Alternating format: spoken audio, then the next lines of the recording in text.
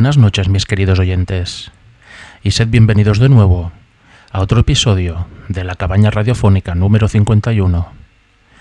En este episodio os voy a hablar del caso de Doris Bither. Existen historias que superan cualquier ficción, relatos tan oscuros y aterradores que aún décadas después siguen generando escalofríos y debates, historias que nos obligan a preguntarnos ¿qué es real y qué es producto de la mente humana? Hoy hablaremos de uno de los casos paranormales más documentados, polémicos y perturbadores de todos los tiempos. El caso de Doris Bither, una mujer que aseguró haber sido atacada por entidades invisibles en su propio hogar. Una historia que inspiró la película The Entity, considerada una de las cintas de terror más impactantes de la historia del cine. Nos situamos en Culver City, California, 1974. Doris Bither, una mujer de 30 años, madre soltera con 4 hijos, vivía en una pequeña y modesta casa. Su vida hasta ese momento había estado marcada por el sufrimiento, abusos en la infancia, relaciones fallidas, carencias económicas y una fuerte dependencia del alcohol. El barrio en el que vivía no era precisamente el mejor. Ruido, problemas sociales y un ambiente cargado de tensiones. Pero lo que ocurría dentro de aquellas paredes iba mucho más allá de cualquier conflicto vecinal. Todo comenzó con sucesos clásicos de un poltergeist. Luces parpadeantes, objetos que caían sin explicación y golpes secos en las paredes y el techo. Doris pensó en un inicio que se trataba de malas instalaciones o problemas estructurales, pero pronto comprendió que no era algo tan sencillo. Sus hijos fueron testigos. Veían sombras moverse por el pasillo, escuchaban susurros y sentían que alguien los observaba constantemente. Pero lo peor estaba todavía por llegar.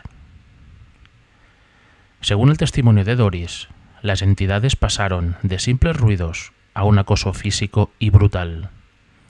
Ella afirmaba que había 3 presencias masculinas en su casa. 2 de ellas la inmovilizaban, sujetando brazos y piernas. Una tercera la agredía. Doris aseguraba quedar con marcas visibles en su cuerpo, moretones, rasguños y heridas. Los gritos durante los ataques eran tan intensos que los vecinos alertaban a la policía, pero cada vez que llegaban no encontraban nada. Lo más perturbador es que sus propios hijos afirmaron ver cómo su madre era lanzada contra la cama y golpeada por fuerzas invisibles. Una escena aterradora que marcó sus vidas para siempre. Desesperada, Doris pidió ayuda. Así fue como entraron en escena el doctor Barry Taff y el investigador Kerry Gaynor, de la UCLA Parapsychology Laboratory. Al principio pensaron que se trataba de un caso de histeria colectiva o una invención producto del alcohol y los traumas de Doris. Pero cuando pisaron la casa, sus certezas comenzaron a tambalearse.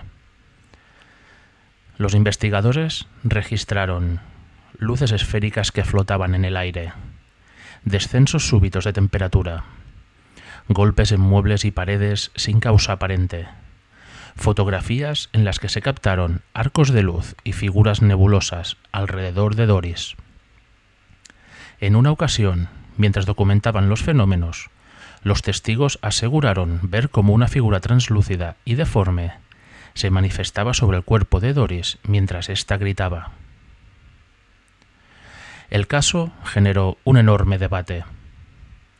Para los creyentes era una prueba clara de que existían entidades capaces de interactuar físicamente con los humanos, llegando incluso a la agresión. La primera evidencia de lo que muchos llamarían íncubos o demonios sexuales en la era moderna. Para los escépticos, en cambio, la explicación estaba en la mente de Doris.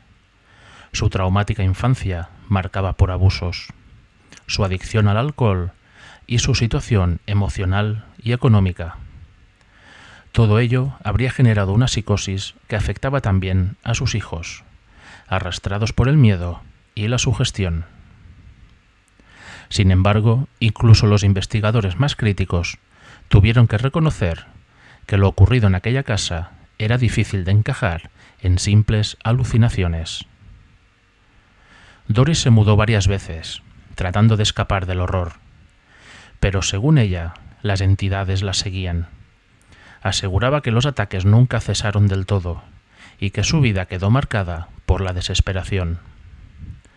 Murió en 1995, a los 58 años, aún convencida de que lo que vivió era real.